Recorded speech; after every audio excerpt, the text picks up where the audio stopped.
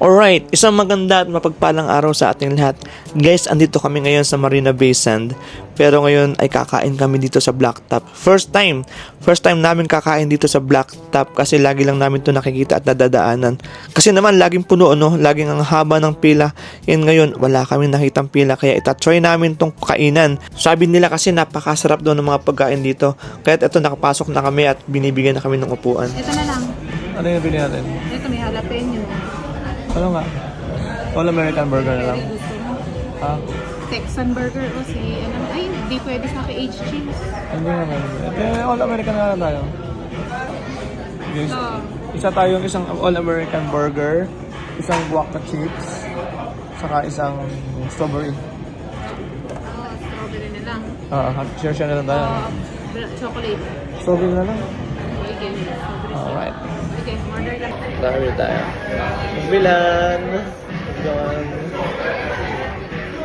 New Yorker. And then one guac and chips. And one all-American burger.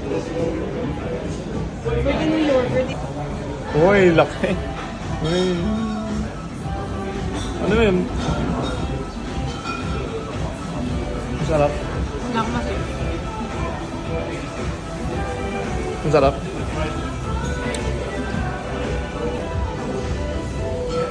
Ako malaglag. Nakakatapo.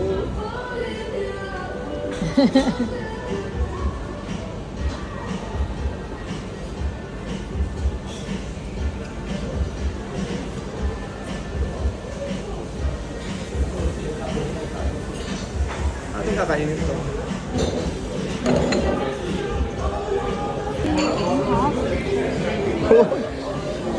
Napidyo lang itang ganyan. Guys, the best ka. Nalulusaw na. Uy! Oo na. Ayun natin toppings.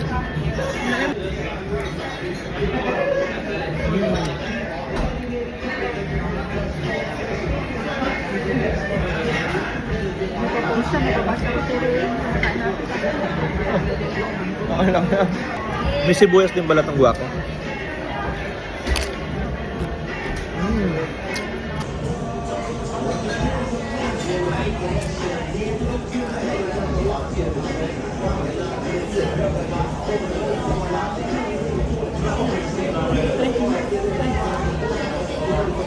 Hindi ko yung tinapay.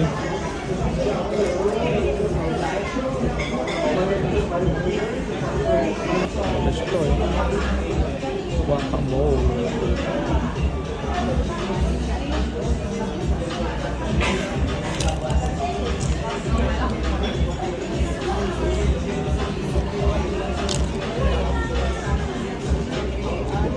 Sana wag niyo na kaming pagalitan. Alam naman namin guys na bawal kay buntis yung matatamis at maraming pagkain. Pero guys, simula talaga nung nagbuntis siya, hindi na ako nakapag-diet, hindi na ako nakapag-workout, wala lahat. Tumaba ako, lumaki tiyan ko. Pero guys, it's okay lang kasi guys, sinasabayan ko lang naman si buntis sa mga cravings niya. Syempre pag hindi natin to pinagbigyan, Diyos ko po, World War to, diba? So medyo hayaan na lang muna natin siya. Anyway, kakatapos lang naman ng laboratory niya at lahat mababa. Actually nga, ang baba ng sugar niya, hypo pa siya ng lagay na yan, kaya kumain siya ng matatamis. Bihira na lang naman din kami makakain ng mga ganitong pagkain simula nung nagbuntis siya. Kasi guys, sobrang hirap siyang maglakad. Hindi siya nakakatagal sa labas ng bahay kasi minsan gusto na niyang humiga dahil sa sakit ng likod niya. Pero alam naman ng lahat na kapag ang babae talaga ay naging buntis, grabe, sobrang takaw nila. Dahil lagi silang gutom, hindi sila pwedeng nawawala ng pagkain. Hindi ko kaya, ba't ito kutsara? 1, 2, 3. Wow.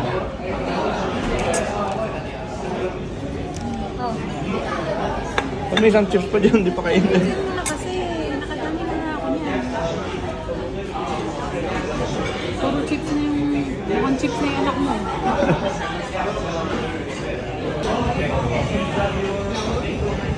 Laki, cheese.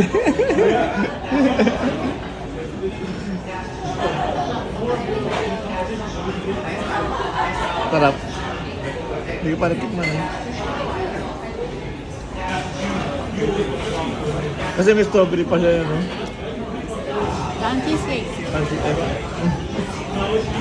Tapos na nga kaming kumain dito guys. Tingnan niyo ang tiyan ko. Grabe guys yung nilaki ng tiyan ko. So buntis na rin ako. Anyway, maglalakad-lakad muna kami para bumaba ang aming kinain.